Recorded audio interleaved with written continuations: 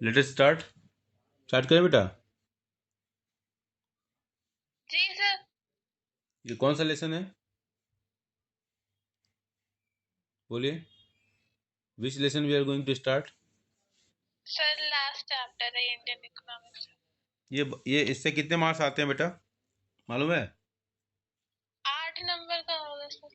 हाँ, इम्पोर्टेंट है कि नहीं है है सर। ये? और इससे हाँ, इम्पोर्टेंट है ना?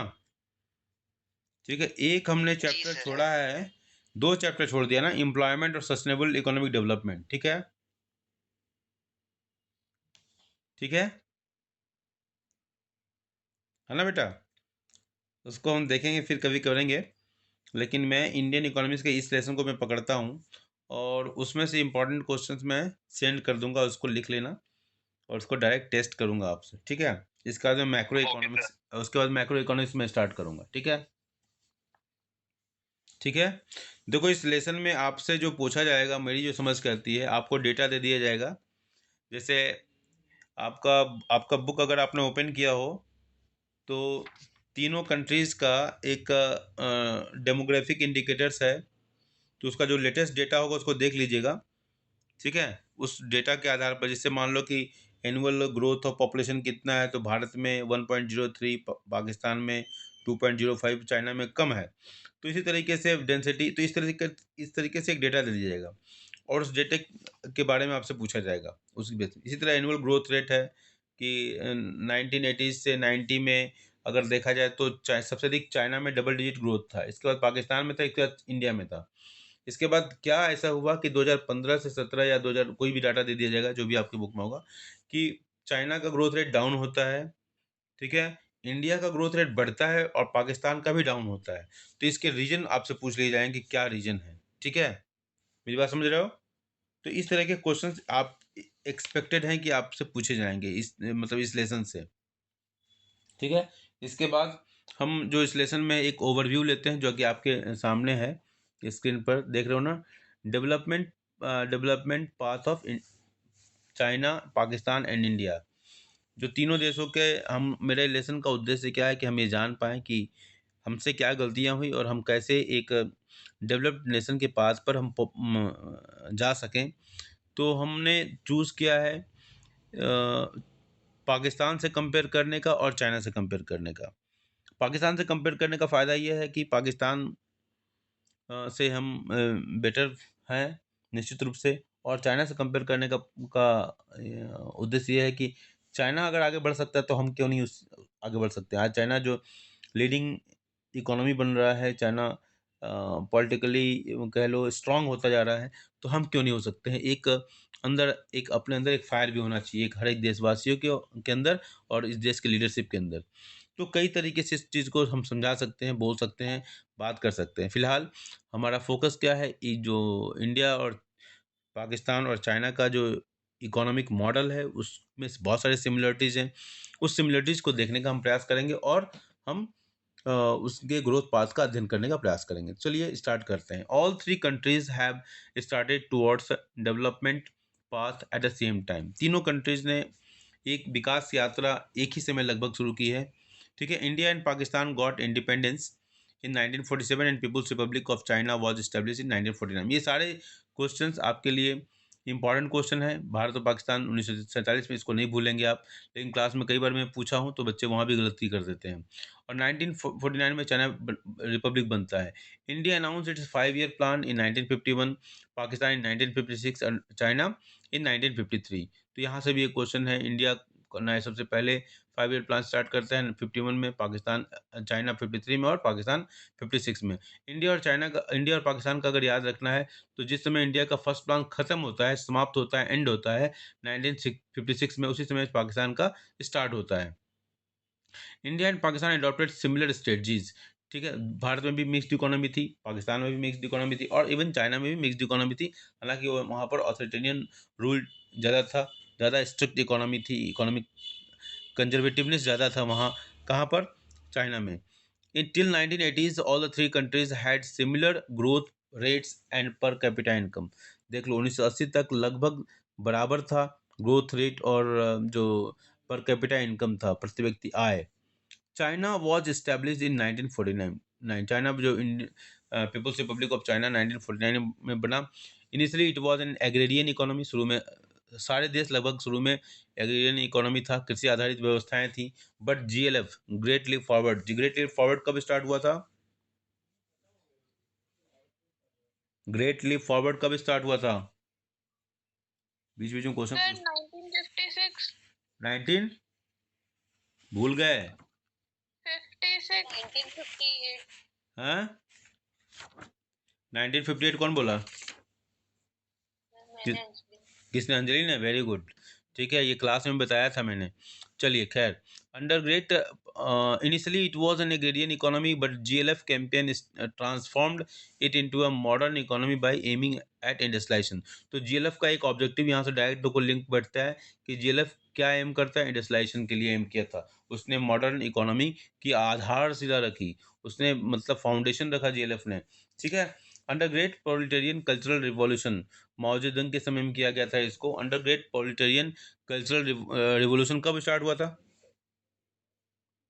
ग्रेट प्रोलेटेरियन कल्चरल रिवॉल्यूशन किसके द्वारा इंट्रोड्यूस किया गया था? बोलिए। माओ जे डोंग, MAOZEDONG, माओ जे डोंग, ठीक है। तो रिफॉर्म्स वर इनिशिएटेड। अब इसके अंदर क्या गया था, क्या किया गया था, आगे पढ़ोगे भी।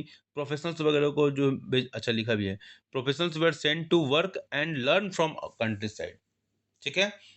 बाद में इसको में परिवर्तन करना पड़ा, इसलिए कि रसिया ने इसको हेल्प किया था यूएसएसआर ने। तो यूएसएसआर ने अपने प्रोफेशनल बॉर्डर डिस्प्यूट हो गया यूएसएसआर के साथ, और रशिया ने अपने प्रोफेशनल विड्रॉ कर लिए। Reforms were initiated in 1978। कब रिफॉर्म्स इंट्रोड्यूस किया गया था चाइना में? 78 में। और 88 में कहाँ किया गया था? 88 में reforms were initiated in 1978 Pakistan. Very good.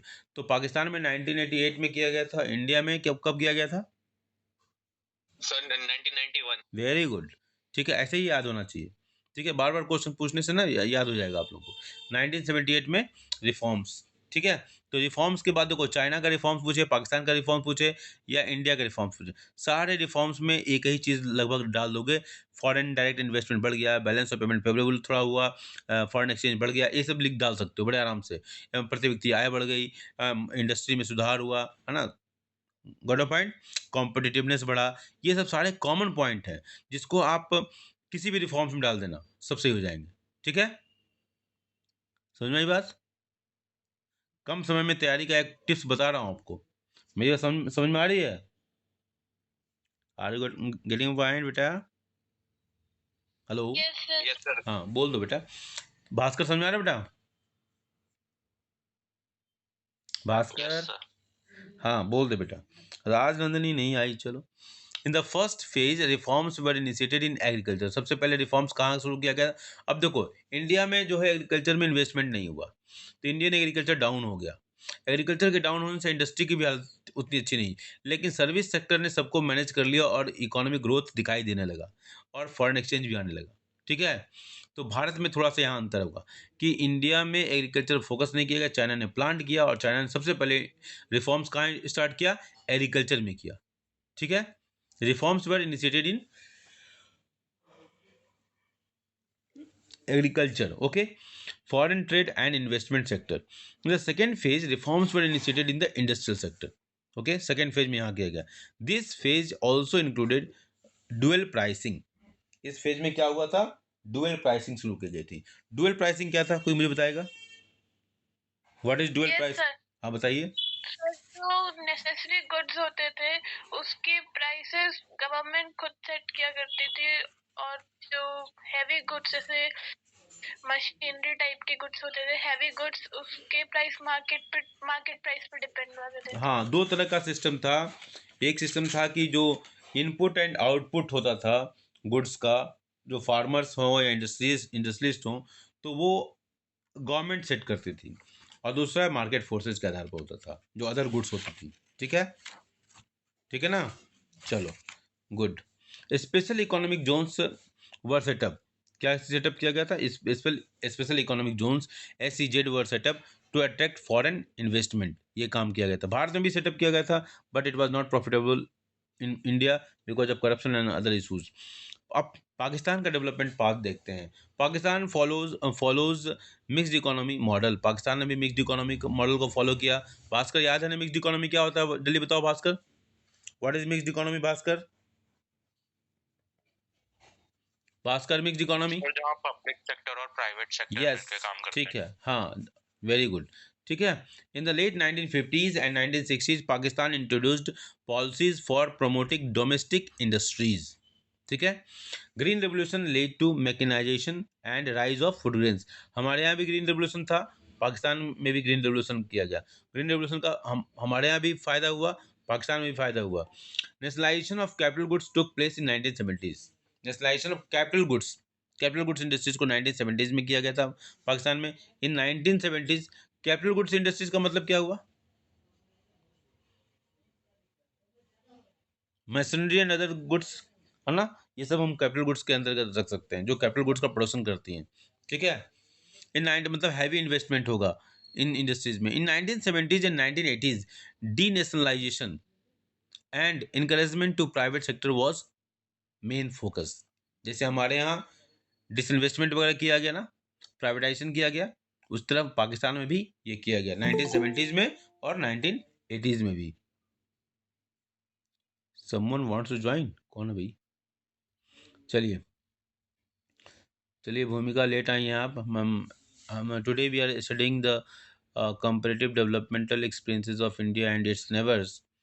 और so far we have talked about the developmental path of China, Pakistan, China we have already studied. ठीक है। पाकिस्तान अभी हम पढ़ रहे हैं। ओके। तो उसमें 2-4 क्वेश्चन मैंने पूछे थे अब आपके दोस्तों से, तो उनके आंसर भी मेरे पास सही आ गए हैं। तो अब हम पाकिस्तान के डेवलपमेंट पाथ की हम बात कर रहे हैं। और चाइना का हमने ऑलरेडी बताया कि हो चुका है, तो आप यहाँ से ज्वाइन कर लेंगे। इस वीडियो को मैं रिकॉर्ड भी कर रहा हूँ, अगर देखना चाहें तो देख लीजिएगा, और खुद पढ़ना चाहें तो खुद पढ़ लीजिए, जैसी आपकी इच्छा। इन 1970s and 1980s D nationalisation. D nationalisation का मतलब क्या हुआ? एक तो होता है नेशनलाइजेशन, जैसे हमारे यहाँ बैंकों का नेशनलाइजेशन कब किया गया था? Banks were nationalised in which year? First time bank का नेशनलाइजेशन कब किया गया? बोलिए, जल्दी बोलिए। महात्मा गांधी के बर्थ के 100 साल पहले, 100 साल बाद, sorry, 100 years, just 100 years after the birth of Mahatma Gandhi. कुछ याद आया? महात्मा गांधी का बर्थ ही नहीं मालूम होगा तुम लोगों को, तो है ना। 1969 में पहले 14 बैंकों का राष्ट्रीयकरण किया गया था, नेशनलाइजेशन। अब ये क्या बताया जा रहा है यहाँ पर? डी नेशनलाइजेशन मतलब, बोलिए। सर 1969 में हुआ था हाँ क्या? हाँ, yes. Denationalization and encouragement to private sector was main focus. Received financial support from Western countries and remittances from immigrants. Western countries से इसको इस दौर में काफ़ी सपोर्ट मिला था। ठीक है। उसके बहुत सारे कारण थे, पॉलिटिकल थे और मिलिट्री रीजन्स भी थे। खैर, मिलिट्री रीजन्स और पॉलिटिकल रीजन्स पर हमको नहीं जाना है, गॉट पॉइंट। लेकिन उनको हेल्प काफ़ी मिला था, ये हमको यहाँ ध्यान देना है। ठीक है। रेमिटेंसेज, वहाँ के लोग जो बाहर काम करते थे गल्फ कंट्रीज वगैरह में, तो वो पैसा जो भेजते थे ना, तो उससे उनको काफ़ी फॉरेन एक्सचेंज मिल जाता था। करेक्ट है ना। इन 1988 रिफॉर्म्स वर इनिशिएटेड। 1988 में रिफॉर्म्स इनिशिएट किया गया था वहाँ पर। ठीक है। ओके, बोलो भाई। अब देखो, डेमोग्राफिक इंडिकेटर्स आपके स्क्रीन पर दिखाई दे रहा है। Demographic indicators, population, China is the most populous country लिखा हुआ है, लेकिन आज के दौर में चूंकि आपकी किताबों में ये लिखा हुआ है, इंडिया सबसे ज़्यादा पॉपुलेशन हो गया है। Annual growth rate of population, it is lowest in China, ये बिल्कुल सही बात है। ठीक है, ये लोवेस्ट है चाइना में। ठीक है, got a point. Annual growth of population सबसे ज़्यादा कहाँ है? बोलो भाई, सबसे ज़्यादा एनुअल ग्रोथ ऑफ पॉपुलेशन कहाँ है? इंडिया। हाँ, इंडिया। वो Bharat. Annual growth of population, क्या बोल रहे हो, जल्दी बोलो। सर पाकिस्तान। यस, पाकिस्तान में है सबसे ज़्यादा पॉपुलेशन का ग्रोथ। ठीक है, एनुअल ग्रोथ ऑफ पॉपुलेशन सबसे अधिक पाकिस्तान में है। इंडिया में 1.03 है, और चाइना में 0.50 से नीचे है। सब ठीक है, और 0.50 से नीचे है, अब 0.46 के आसपास है, और पाकिस्तान में 2.05 है। सर हाँ, सर फिर मतलब ऐसा तो हम कहेंगे ना कि मतलब सबसे ज्यादा पॉपुलेशन भारत में इंडिया में है, तो ये एनुअल ग्रोथ रेट मतलब क्या होता है? ये मतलब fertility, annual growth rate of population जो है, मतलब जो वर्ष में जो ऑन एन एवरेज जो निकाला जाता है बेटा ना, उसकी बात हो रही है। जैसे मान लो कि 10 से 12 हो जाना, ये पॉपुलेशन, ठीक है, तो उसका परसेंटेज निकाल लिया, ये ग्रोथ रेट। उसको अगर मान लो किसी का 10 से 15 हो जाए, तो किसको ज़्यादा मानोगी? बोलो, 10 से 15 वाले को मानोगी ना? तो वही है population growth. Yes. Annual annual एक साल में कितना हुआ, इस बात को निकाला जा रहा है। ठीक है,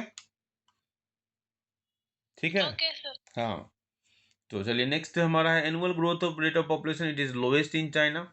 density of population, it is lowest in China. China में कितना है डेंसिटी ऑफ पॉपुलेशन? 2017-18 के अनुसार चाइना में 148 सबसे कम है, ध्यान रखना, और भारत में सबसे ज़्यादा है डेंसिटी ऑफ पॉपुलेशन। ठीक है, चाइना के पास एरिया बहुत बड़ा है।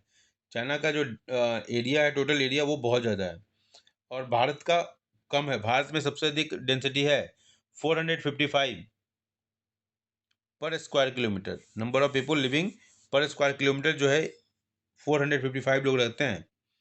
ठीक है, वास्तव में उससे ज़्यादा रहते होंगे, लेकिन जो भी आंकड़ा है हमारे पास उसकी उसी की बात हम करेंगे। और पाकिस्तान में 275 है, मतलब पाकिस्तान भारत का लगभग आधा है, और पाकिस्तान का आधा लगभग चाइना है। ठीक है, sex ratio, it is lowest in India.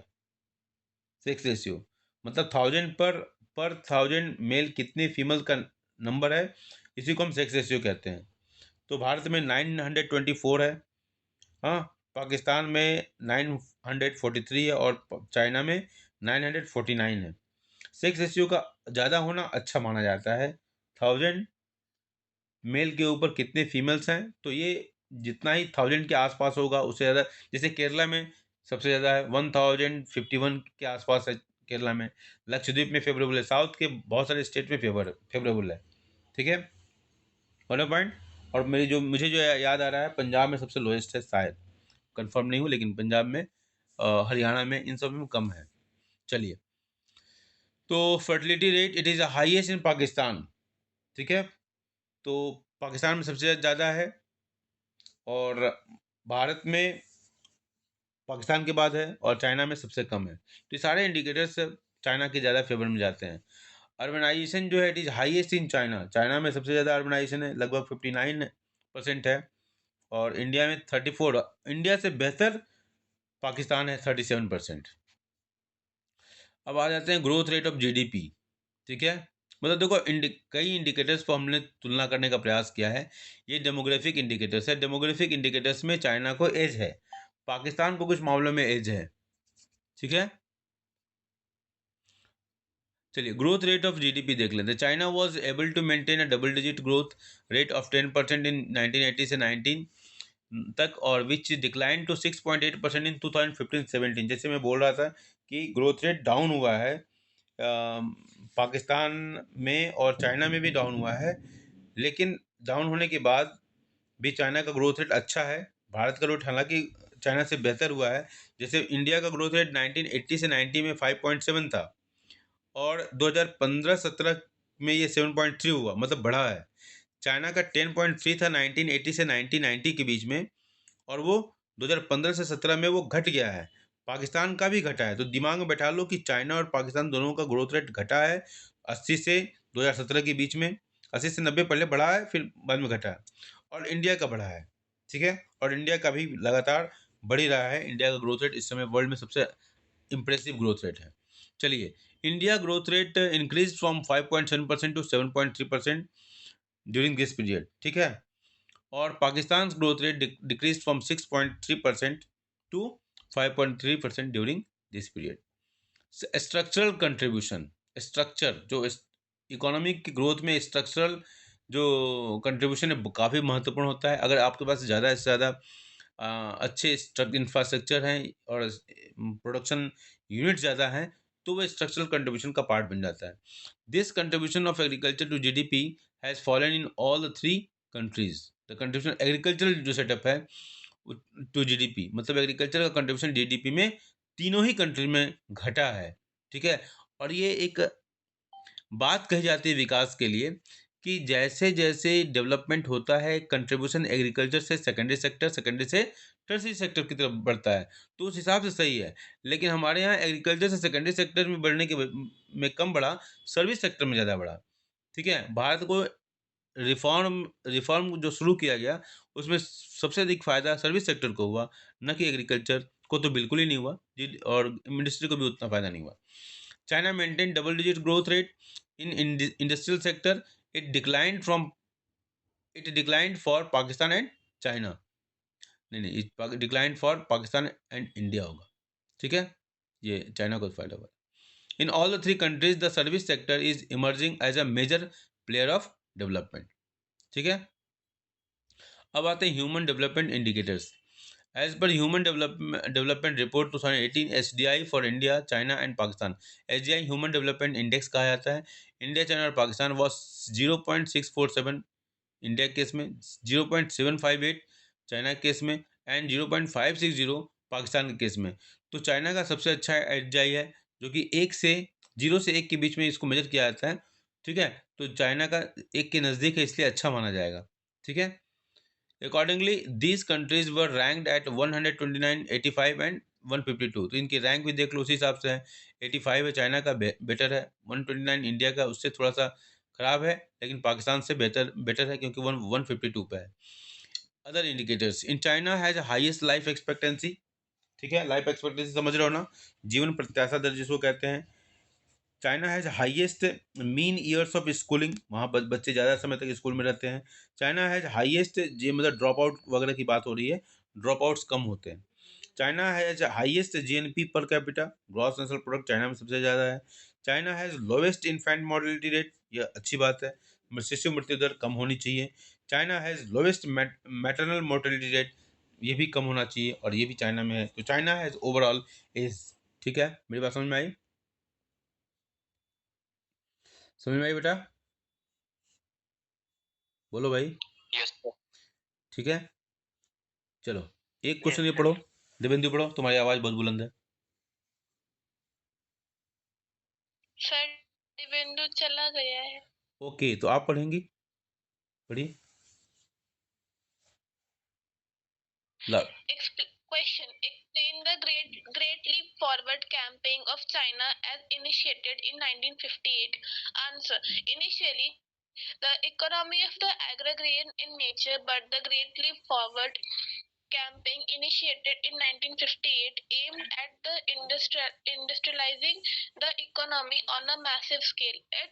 It was an economic and social campaign by the Communist Party of China from 1958 to 1962. It was led by the chairman Mao Zedong, which was aimed to rapidly transform the country from agrarian economy to socialist economy. It resulted in a drastic decline in food output. People were encouraged to set up the industries in their backyards under the commune system. People collectively cultivated the lands. In 1950, there were 26,000 communes that covered almost all the farm populations. However, Was however, GLF faced with the campaign was faced with the problems of a severe drought that killed about 30 million people and withdrawal of Russian professionals who had earlier been sent to China to help in industrialization process by their home country, when Russia had conflicts with China। थोड़ा सा वो network की issue से आवाज़ खराब हो रही थी।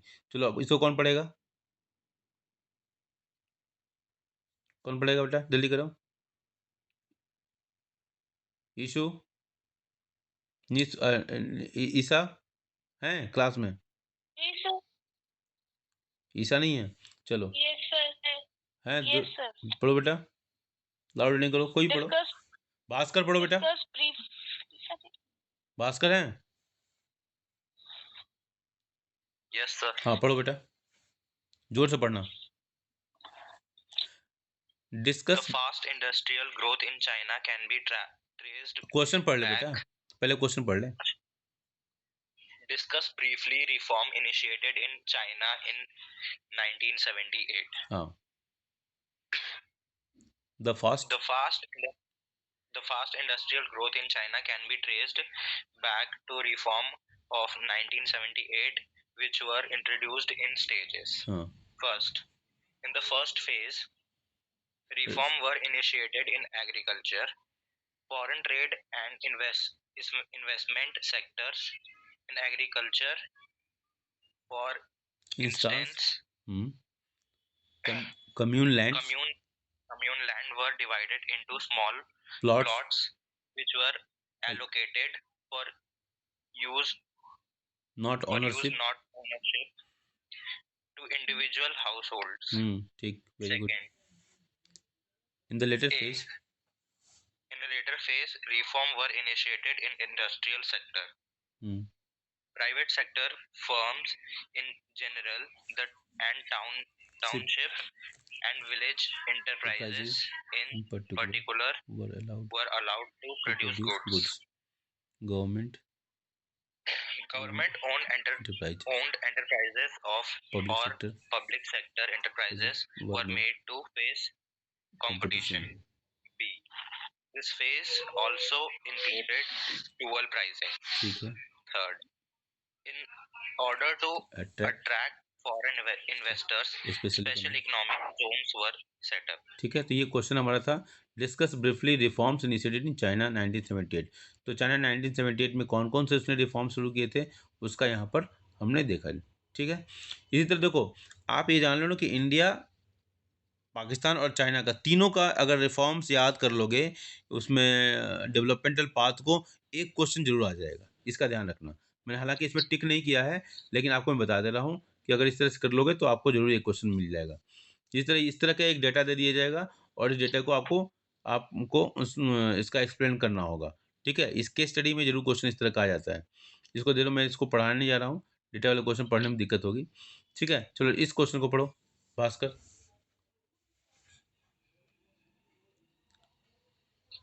Explain briefly any three factors which led to the rapid growth in economic development in China.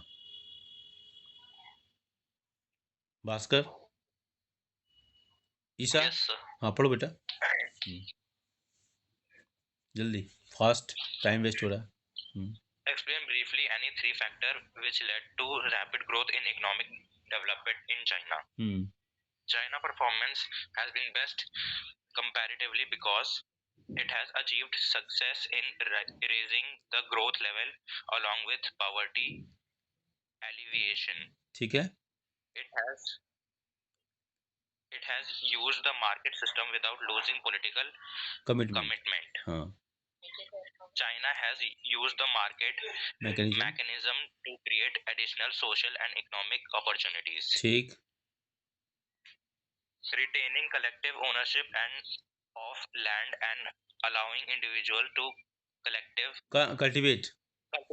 cultivate lands has enabled China to ensure social security in rural areas. ठीक है, very good. A positive result in human development indicator has been brought by public intervention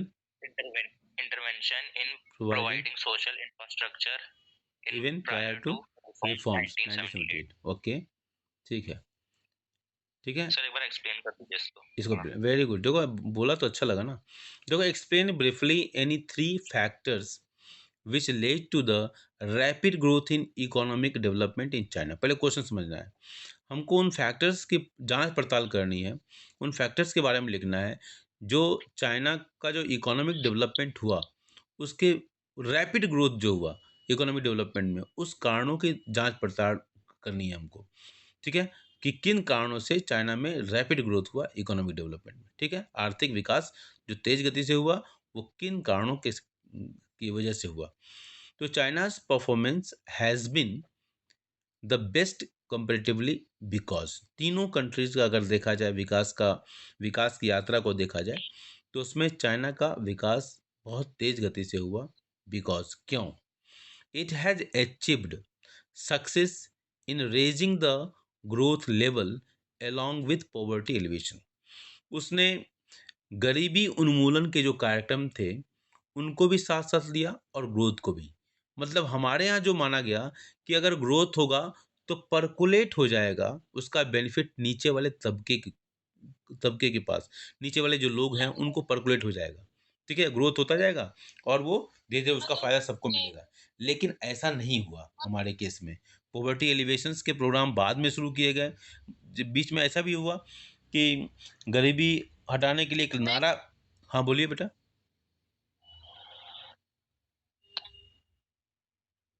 चलिए, कुछ नहीं sir. हाँ ठीक है। तो it has achieved success in raising the growth level.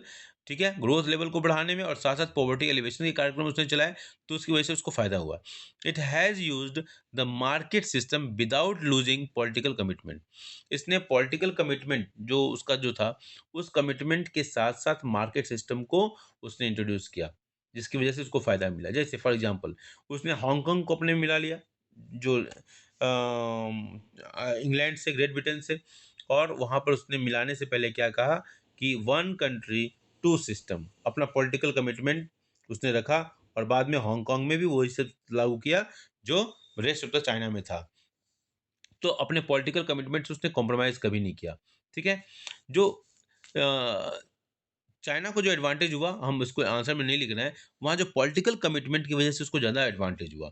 हमारे यहाँ का जो पॉलिटिकल सिस्टम है डेमोक्रेटिक ज़्यादा है। पाकिस्तान में भी उतना डेमोक्रेसी नहीं है। पाकिस्तान में तो ऑटोक्रेसी है, वो मिलिट्री रूल का ज़्यादा प्रभाव है। और चाइना में वन पार्टी सिस्टम है, it is almost autocracy only. जो कम्युनिस्ट पार्टी चाहती है वो वही होता है। ठीक है, डेमोक्रेसी बहुत सारे जो इंडस्ट्रियलिस्ट हैं उनको भी वो कैद कर लेते हैं और बहुत तरह की बातें होती हैं उनके साथ। ठीक है, तो जो पॉलिटिकल कमिटमेंट है कभी-कभी डेमोक्रेसी एक हर्डल के रूप में बन जाती है। हालाँकि ये कहना ठीक नहीं होगा क्योंकि हम डेमोक्रेटिक सेटअप में रहते हैं, लेकिन जो काम करने की गति होती है उसमें कहीं न कहीं अगर कहा जाए कि रुकावटें आती हैं, हर्डल्स क्रिएट होते हैं, तो ये गलत नहीं होगा क्योंकि सबको साथ में लेकर चलने में, सबको डिसीज़न लेने में थोड़ी दिक्कतें आती हैं। लीडरशिप थोड़ा-सा कहीं न कहीं मुझे लगता है कि डिसीजन फास्ट नहीं हो पाता है। मैं बहुत ज़्यादा डेमोक्रेसी के अगेंस्ट में नहीं बोल सकता हूँ, लेकिन मुझे कहीं न कहीं लगता है कि पॉलिटिकल जो कमिटमेंट है, जो वीकनेस है, बहुत सारी सरकारें होती हैं, बहुत सारी पार्टियाँ होती हैं, बार-बार इलेक्शंस होते हैं, ठीक है?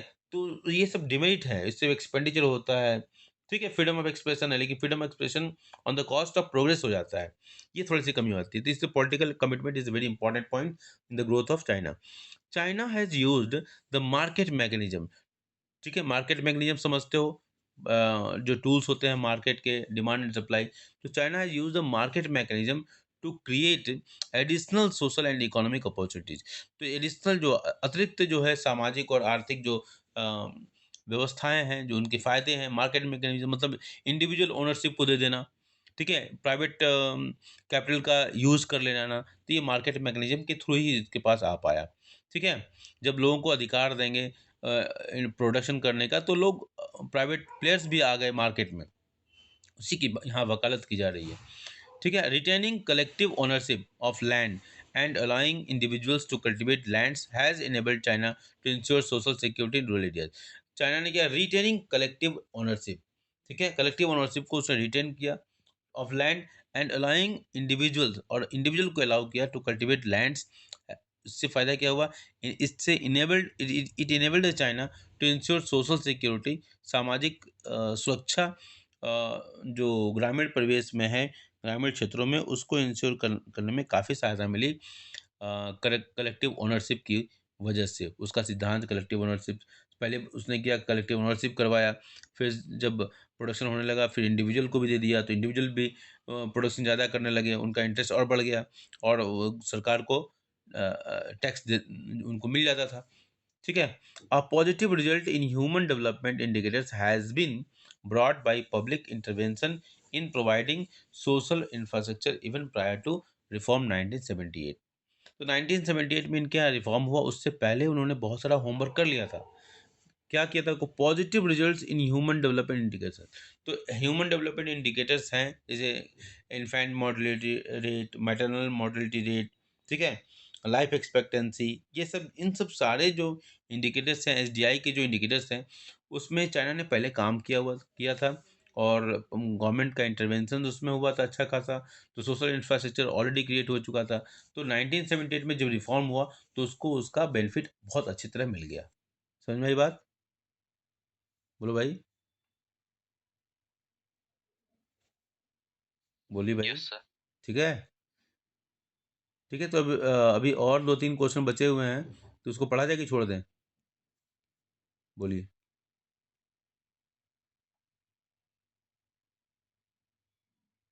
पढ़ा दीजिए सर। वाह भास्कर, आज तो पूरे जोश में हो। और कौन कौन है अभी क्लास में? कौन कौन है कि छूट गए हैं, चले गए हैं? कौन कौन बचे हुए हैं? आदित्य? आदित्य नहीं है? देवेंदु नहीं है? ईसु नहीं है? Very good. ईसा? अंजलि? Yes sir. अंजलि है, ओके, अंजलि है, भास्कर है क्या? लगता है अंजलि और भास्कर हैं। चलो, तो इसको बेटा हम रहने देते हैं, हाँ, 10 बज गए हैं। ठीक, कल हम देख लेंगे इसको ना, कल हम इसको क्लास में डिस्कस करेंगे। और इतना ओके क्वेश्चन सर। आपको, आप लोगों को थोड़ा एज मिल जाएगा, आपने पहले पढ़ लिया ना बेटा, तो कल जब आप इसको दोबारा जब पढ़ोगे ना, याद करोगे ना, तो और आसानी से ये कर पाओगे। ठीक है, रहने दो, 2 ही बच्चे हो तुम लोग। ठीक है, ओके। Okay sir. ओके, शुभ रात्रि। शुभ रात्रि बेटा, गुड नाइट।